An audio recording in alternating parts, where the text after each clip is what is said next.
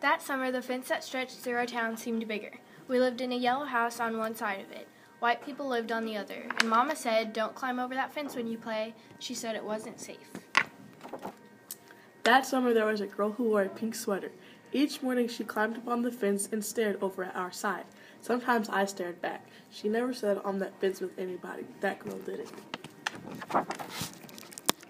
Once, when we were jumping rope, she asked if she could play, and my friend Sandra said no without even asking the rest of us.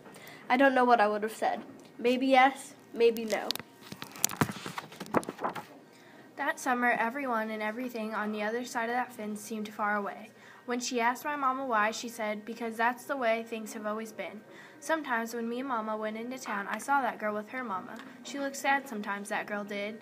"Don't stare," my mama said. "It's not polite." It rained a lot that summer.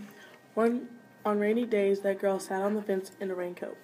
She let herself get all wet and acted like she didn't even care. Sometimes I saw her dancing around in puddles, splashing and laughing.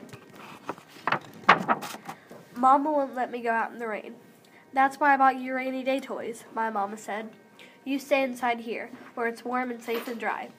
But every time it rained, I looked for that girl, and I always found her, somewhere near the fence.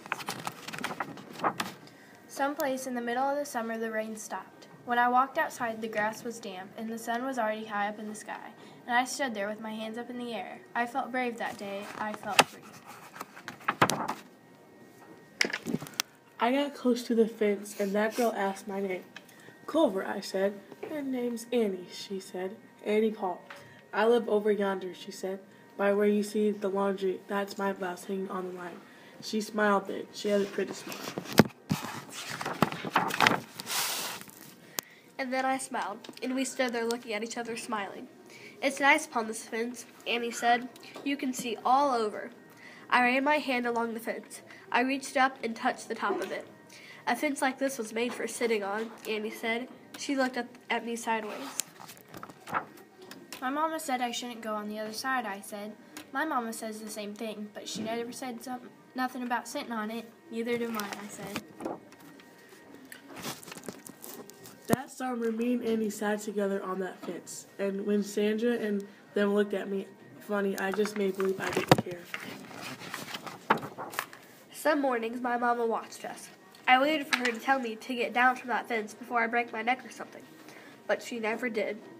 "I see you made a new friend," she said one morning, and I nodded, and Mama smiled. That summer, me and Annie sat on that fence and watched the whole wide world around us.